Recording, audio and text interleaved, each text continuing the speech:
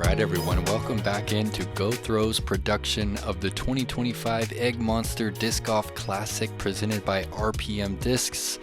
This is the first stop on the 2025 Tour Down Under. This is round 3, front 9 coverage from the Inglewood Golf Club. I'm Nate Perkins here with 5-time world champion Juliana Korver. It's a tight battle. Okay, we've got 4 players within 4 strokes here. You're leading the way after a nice turkey to close off your round 2. You've got 3 really solid players trailing you. Very strong players, and they're not that far behind. And we've got some tricky conditions today to contend with. So you've got 3 over Sofia.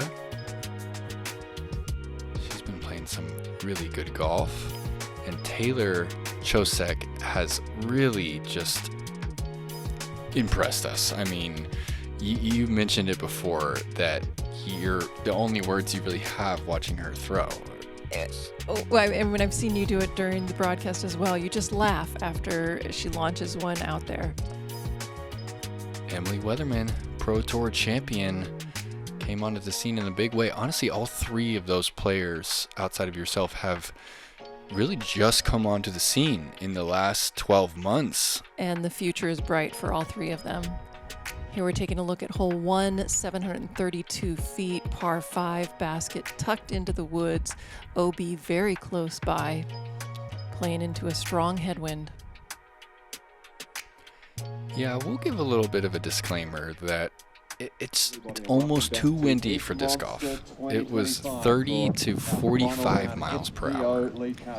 Yeah, it was a cold start to the morning because of that wind. But a beautiful one at that. And what a star-studded card we have to cap off the last round here at Egmonster. First on the tee from Orange City, Iowa. Currently leading the tournament at a score of 4 down, a 5-time world champion and a 3-time Tour Down Under champion. Please welcome Juliana Korver. 3 for 3 on the Tour Down Under, going for 4 for 4, and I feel like this would be the biggest one yet because of the field. Absolutely. Yeah.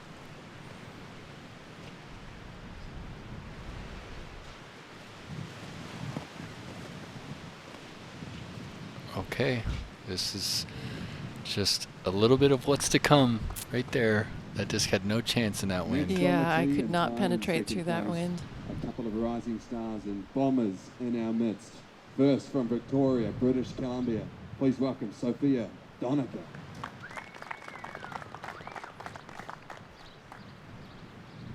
She's got 2 destroyers in her hand. We know that yellow and orange one is lightweight, and she believes it's going to hold up into this head cross here. Let's see if it does. 159 gram Halo Destroyer.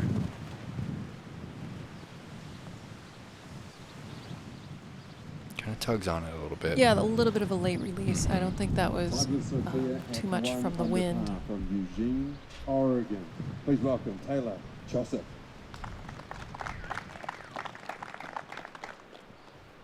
So this is a Venom here. This is one of Discraft's most overstable drivers.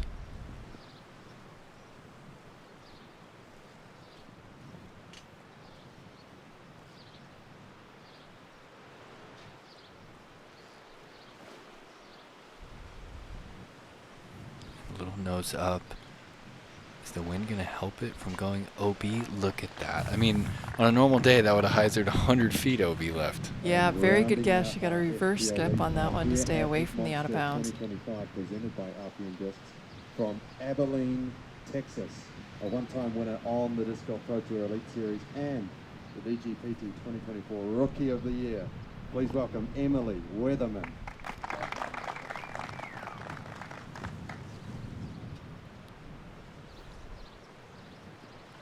Emily deciding how overstable she wants to throw.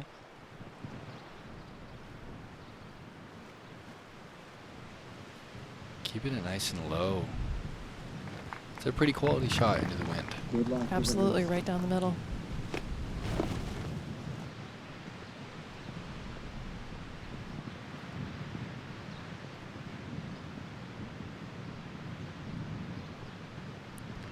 Wow, and that one doesn't break over. That was a TL3, so okay, a you little slowed bit it more. down. Yeah. Is that still 7-speed? I'm too old to know speeds. JK, you know the speeds. That's funny. No, Nice. I'm serious though. I find that people who played well before the numbering system Yeah. came out don't really pay much attention to the numbering That's system. fair. That's really fair.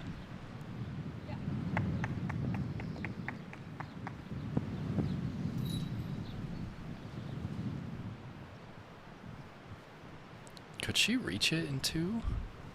Yes. Oh, and that is nose up, forehand. That's sailing out of bounds. Gonna need some help. She gets some help. That's safe? It did say safe, yes. We couldn't tell from, at least I couldn't tell from where I was standing.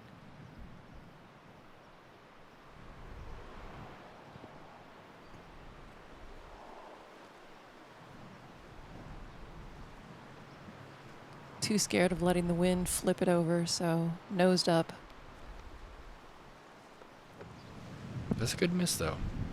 Left is okay. And this is about 80 feet further than we've seen her throw this approach from the last 2 days. Oh, it's just going to be a long day on the course. Yeah. It was really hard to try to figure out what the wind was going to do with the discs. And that is just a big time mistake early on from Emily. No reason to bring that OB into play.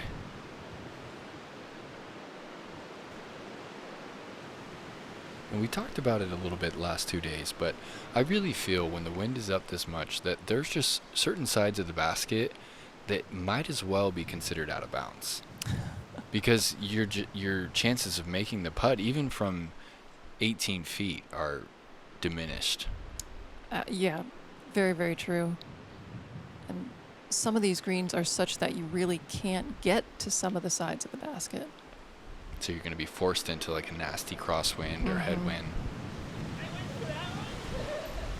I think pars are going to play all day. I don't know if you had a number in mind, but I think par would probably do it for you. I was just trying to survive. Yeah.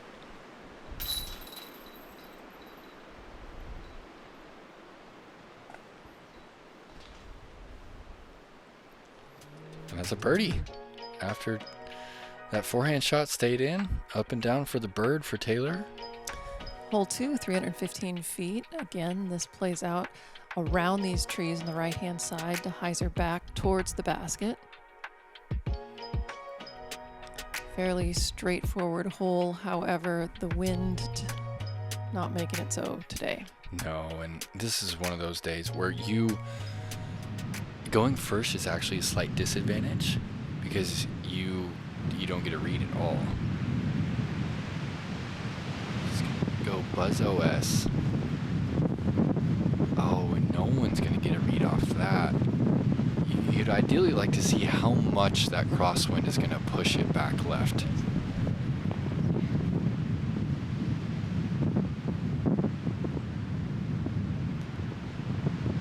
Not looking too enthused about that, JK. What's going through your mind right there? I was trying to identify just exactly what you said, how much that was going to push it back. And Yeah. I knew I needed to keep it low, and it was just way, way too low out of my hands. Quite frustrated with that shot.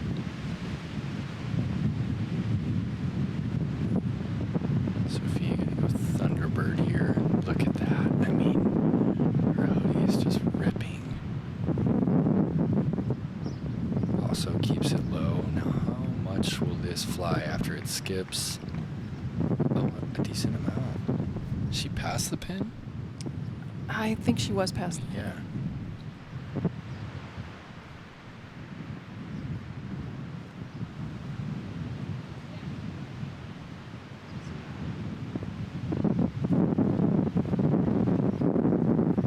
Just a little short outside of the circle, but very good control with that shot.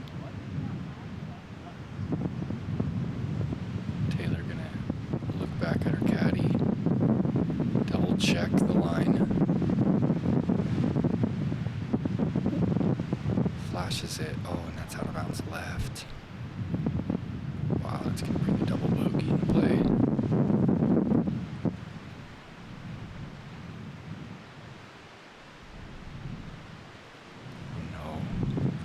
Normally that is such a simple shot for me, and when you just slammed it down, didn't get anywhere close to the basket. I mean, honestly, it's a high-level shot if you can get it to the bullseye. That's what kind of day it is.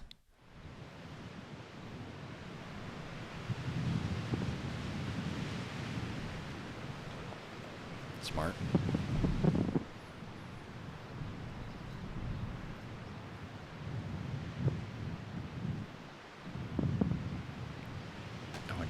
It. No way. No way. I liked it out of my hand. Yeah, it was gonna drop. That tail one was gonna slam it. That's one of those moments. Oh, his Taylor almost cashes the single bogey putt. One of those moments. So that branch was never in your mind. No, right? I never looked up. Yeah. Oh, stop it. Over the basket. And look how far past it went. Oh no.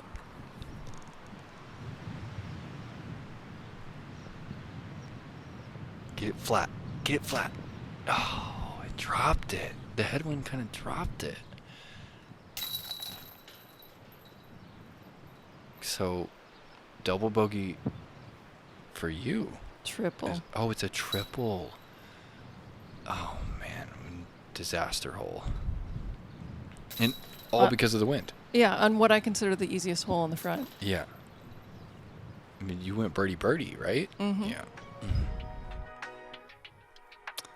On to hole 3. This is another very challenging long hole with OB on the right. There's an OB fence line on the left, shouldn't come into play. Obviously, the most daunting part of this is this mound on which the basket sits. If you go long, the OB green behind definitely comes into play.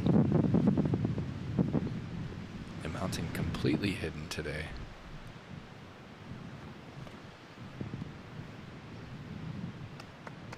Oh, Sofia taking this destroyer for a ride. Solid 350 into the wind right there.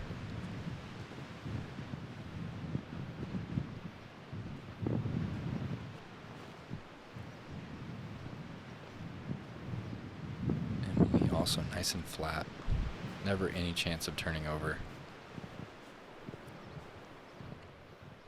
Taylor pulling out her Nuke OS.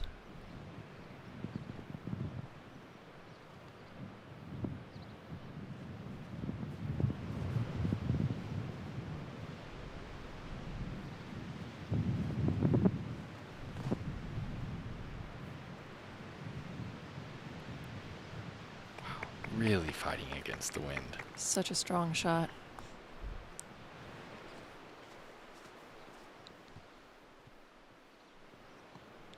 Now it's pretty deflating. How do you personally step up to the tee after? How do you forget about a triple bogey? I don't think you can forget about that. What tools do you have then to push forward? Well, unfortunately, I've had a lot of practice of bouncing back after bad stuff, and I know that everybody's going to falter at some point today. Okay.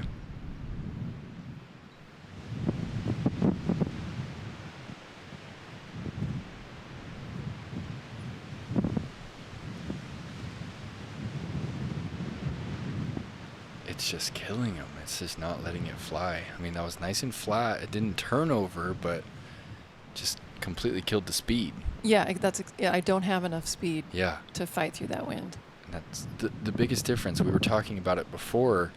You're a touch player. And Sofia and Taylor are power players. Emily's kind of right there in between. Yeah. And a touch player is just going to get affected by the wind that much more.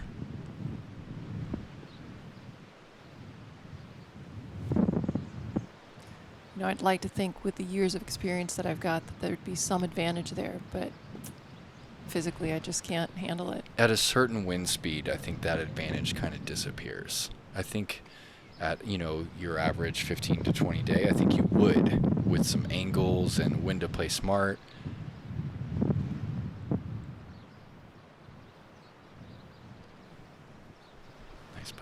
Emily out left.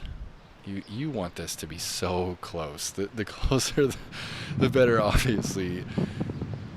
Goes without saying, but you want to jump putt this. And you're still going to have to give it a little toss from there. That's not what you want. This is a tough range right here for Sofia.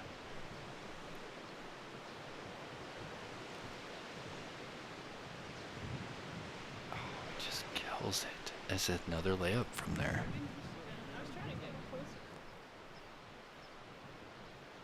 What do you think the layup zone on this hole is today? 15 feet? Ugh. Closer? At least 15. Yeah. On this particular basket. Yeah.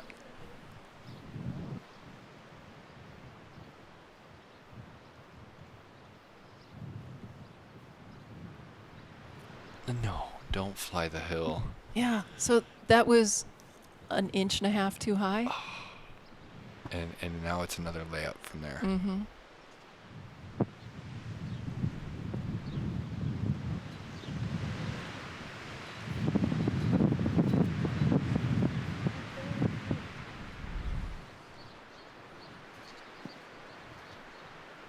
Now stop moving. Oh no. Mistakes are compounding right now. Even that is going to be a hard putt. No way does she run this. Okay. Smart golf right there.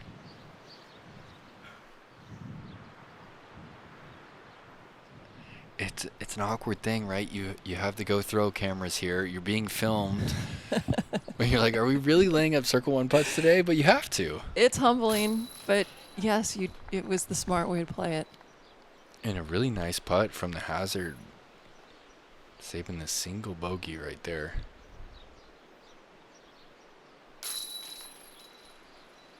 Yep, good putt toward the hazard for Emily.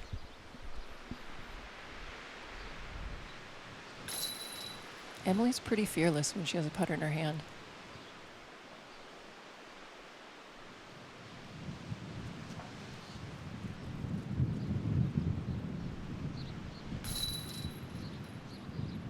Par plays. That's 3 pars to start for Sofia. Hole 4, 240 feet. This plays off to the left, coming into this grove right here. There's a nice forehand. There's potential turnover backhand, but the wind's going to slap that down. Basket on a little bit of an incline. Plays a little bit farther than 240.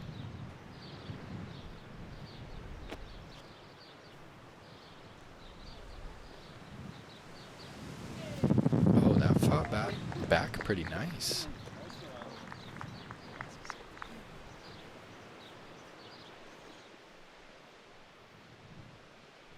Emily gonna try that little turnover. That's how she's played it the first 2 days.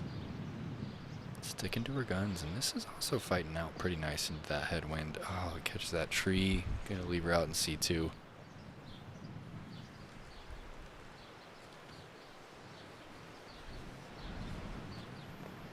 Taylor beefing up to the Nuke OS. Really good shot. She really had this hole dialed. She was in circle 1 every round, I believe. I mean, when you can just go one angle at the pin, it's always best case, right? Straight hyzer.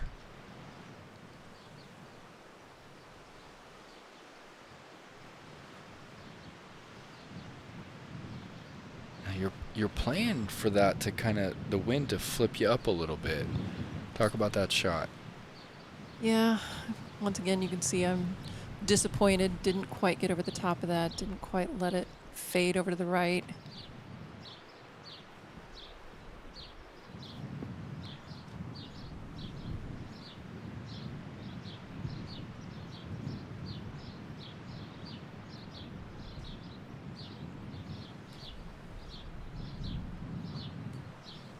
Let's see if Sofia can capitalize here. 26 feet, headwind. Oh, left side. Doesn't want it. Those baskets usually do a good job catching left side. They'll bring him in.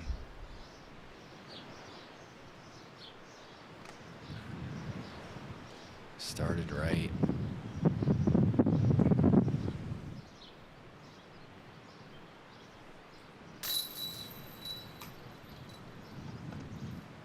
going slow roll.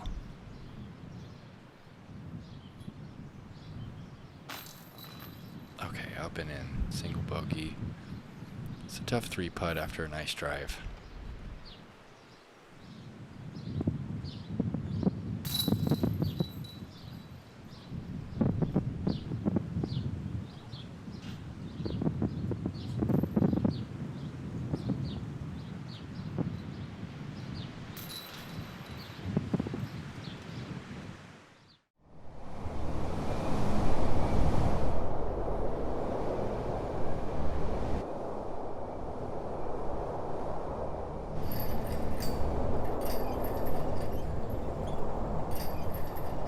If you want to know what a disc is going to feel like before you get it, you have to check out OTB disc. The first thing I'm looking for when I grab a new disc is the feel of the disc. It's got to be confidence instilled. Virtually in your hand, it tells you what the disc is going to feel like, how heavy it's going to be.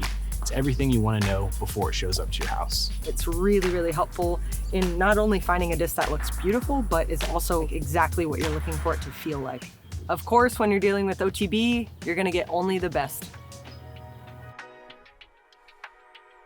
Moving on to hole 5, 266 feet. Women's tee is off to the right, throwing across this field, slightly uphill, so it plays more like 275, 280, basket tucked just into this line of trees with an OB line about 15 feet behind it.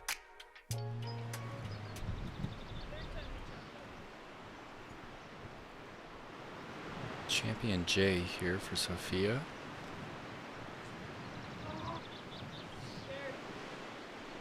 Didn't quite hit the Anheuser angle she was looking for. It's going to fade out. Now, can you reach the out of bounds back there?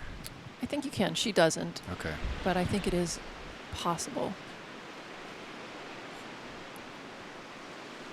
Nice release from Emily, but look how quick it turns it from a flat shot into a hyzer.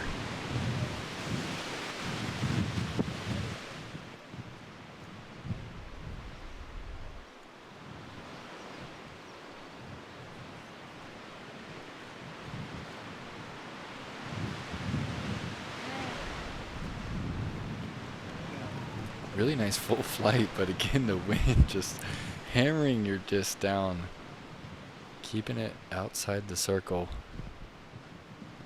Taylor's still going to go Buzz OS here.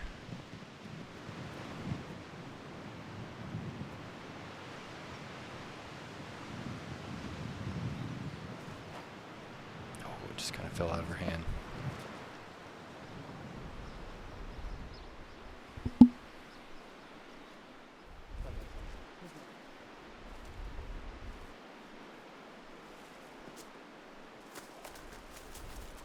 Taylor's also very strong from long distance with her putts. Taylor good. A lot of power.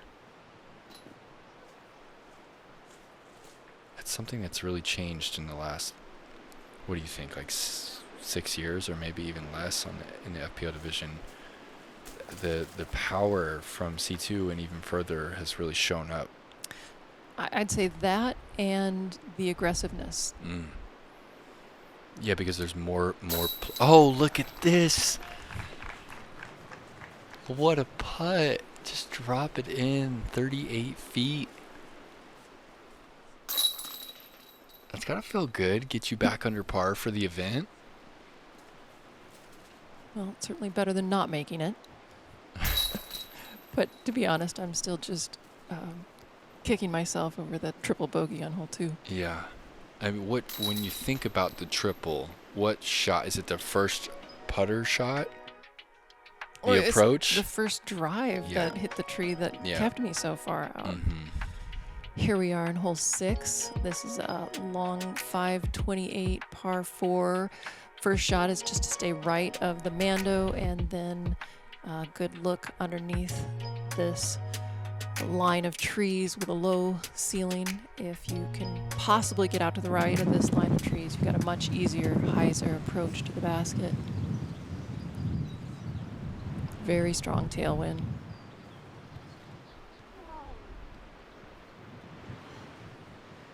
I was I put a little bit of anhyzer on that to make sure that I didn't hyzer to the right or to the left of the Mando, and then showed the top of the disc to the wind, and it just pushed it right down. Yeah, it's really frustrating trying to throw a frisbee into 40-mile-per-hour crosswind. And there's so many times on a day like this where you step up on the pad and you don't want to throw. You're like, I'm gonna wait until it gets better. I'll just wait. I'll wait. And it doesn't get any better. Nice shot right there. Almost pushing out to that right side you mentioned. Now, I heard some people who have been watching coverage say that they can't tell that it's windy. And I wanted to say that there were 2 times during this round where my hat completely flew off my head and I had to run after it. And that shot right there just lifted another 20 feet. Nothing you can really do.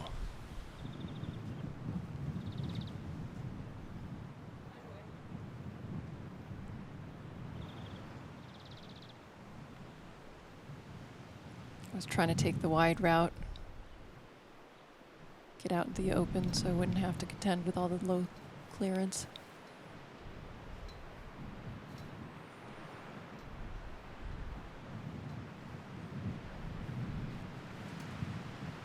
Wow, didn't realize that got that much ground play. Went way up the fairway.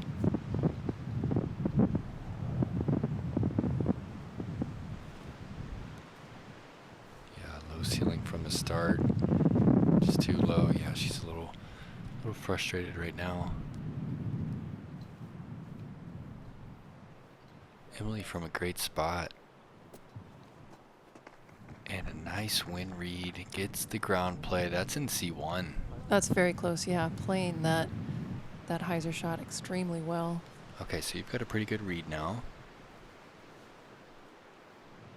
What disc is that? I don't recognize That's it. a J. Did not pull it wide enough. Oh, giving a little help though. It's circle 1. Taylor getting another chance at the forehand approach. Look at the zip though. I mean, just flick of the wrist. That thing was zipping.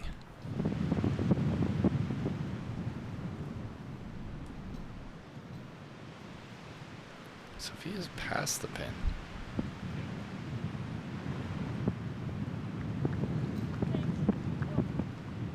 Decent control.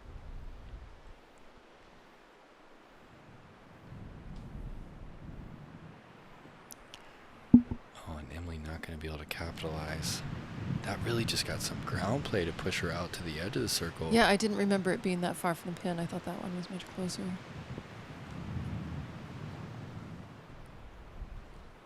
Scoring just becomes so precious, doesn't it, when it's this windy? And we can have 2 amazing shots but end up with a 28-footer that feels unmakeable. You know, rounds like this are so mentally fatiguing. Yeah. So what do you do in between the holes? Are you talking to Jim, trying to keep it light, or what do you do to try and like avoid that mental fatigue? That's what I would like to be doing, but Jim's about to start his round at this point, so he is not on my bag anymore. But yes, being able to have light conversation throughout these difficult times is very helpful for me. Hole 7, one of my favorite holes in the course, plays across this fairway. There is an out-of-bounds line along the right-hand side that then kind of has a pinch point, opens up a little bit to this protected green. There is out of bounds on every side of this green, and it is easy to find.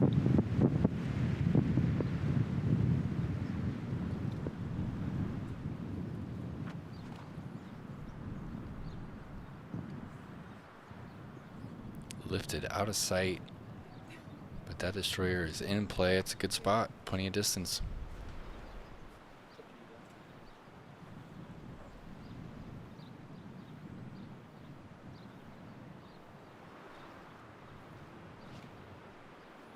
There's really no one on this card that's not in contention right now.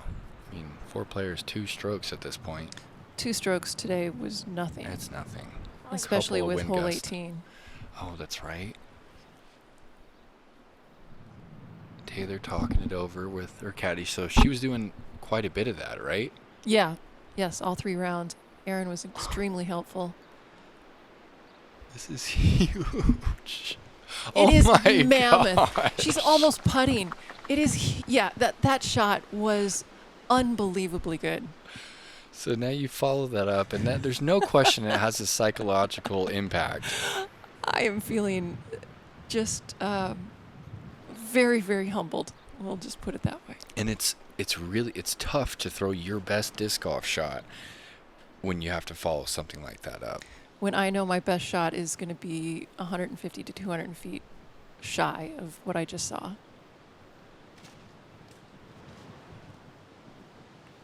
Oh, and that tree, she gets the wrong reaction, pushes right, that's out of bounds. That's a big shift in the round.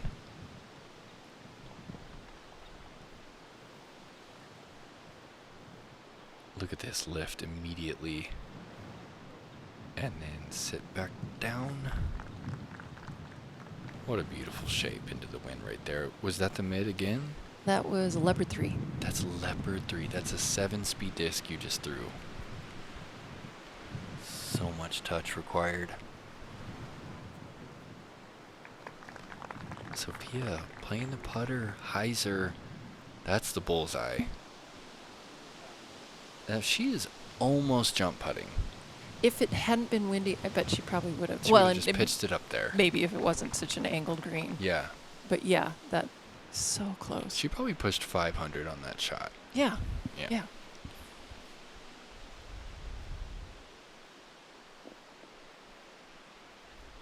A lot of power from being below the basket.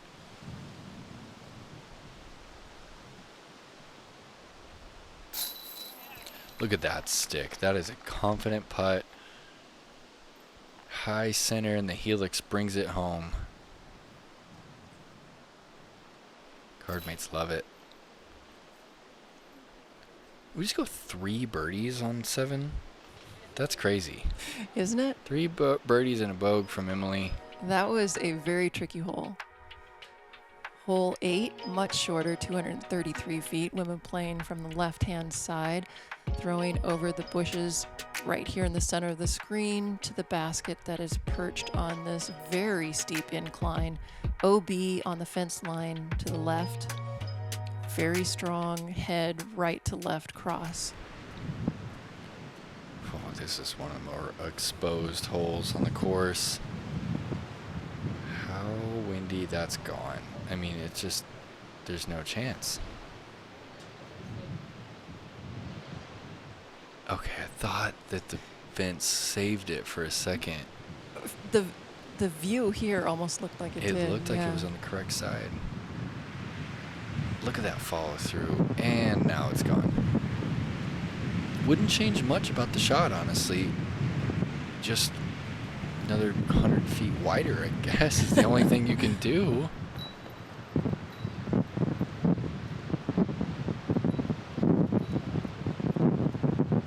Annie. What is it going to do with the Annie? Okay, it's just going to shove it down. You're safe, though.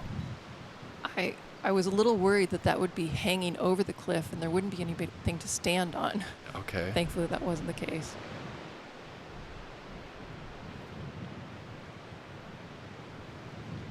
Nice and flat. Just enough Annie that it doesn't get the lift and push to the fence. It just sits down. That is a beautiful line.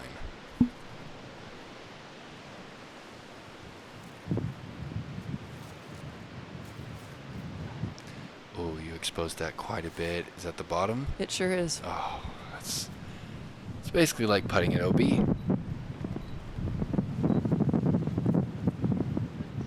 And same for Taylor. It's just another stroke because today that putt was unmakeable. It doesn't make sense at all to get the disc above the basket from that angle. No. You're better off trying to thumb her. As I say that, Sophia almost drains it. I think that was a layup that got pushed up in the air. Oh, was it?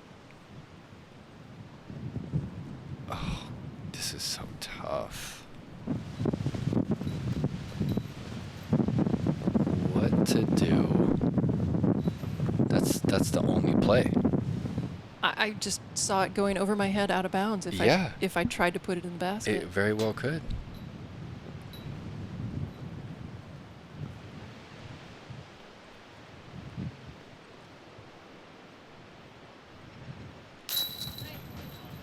It's a great par.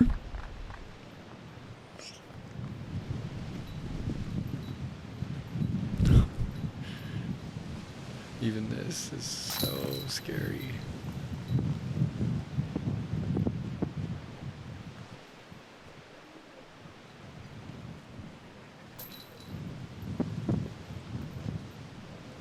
And a triple for Taylor. That is a really tough hole. Hole 9, women throwing from the left-hand side, trying to either lay up to this mound just shy of the green or trying to throw big into the second part of this fairway that turns 90 degrees towards this iconic basket.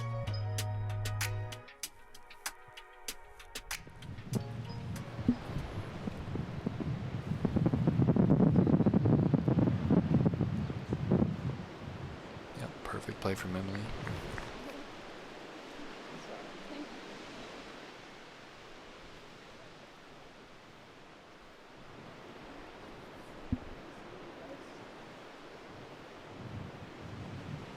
Sophia can try and go across 3 days in a row. Look at this late turn. Yeah, that'll help.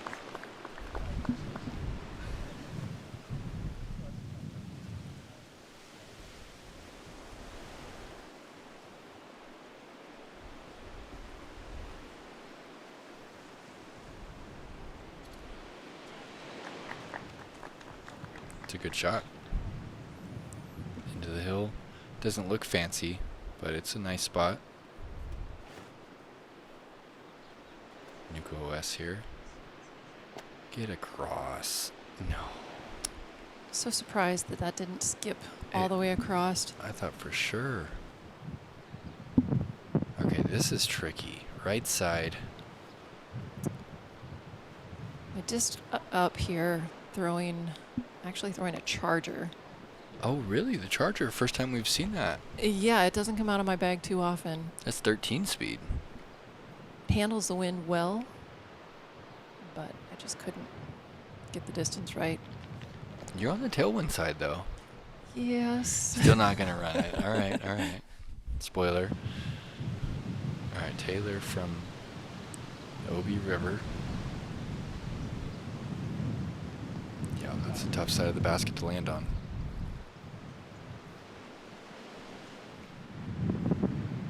Sophia, big chance to take some strokes here. That's also, it's in the hazard. It's in the hazard. I mean, it's on the fairway, but there's almost no make right there when it's 30 plus. Yeah, she's just gonna lay it up. Yeah.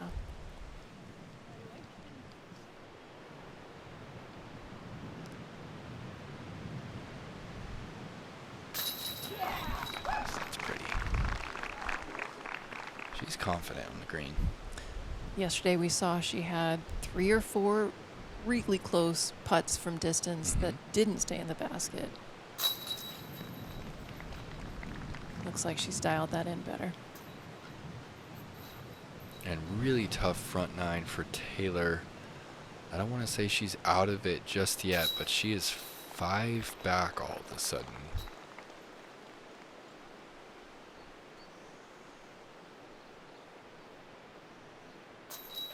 Pardon me, Taylor is 6 back of Sophia, 5 back of yourself. And just a wild front 9. It really was. Look at all that color. And the wind only gets more intense as the round goes on, if I recall. You are correct. You're still in the mix, though. You're just 1 back of Sophia. Sophia played really clean. Just a 1 bogey on 8, which is phenomenal. Remarkable play, exactly. And Emily's playing pretty strong in this win, too. If you take away that triple bogey, you also just had a couple mistakes out there. that's a wrap for this front nine coverage from this final round here at the Egmonster Disc Golf Classic. Big thanks to Go Throw for this premium production here. From Juliana Korver and Nate Perkins, we'll see you soon for the final 9 holes.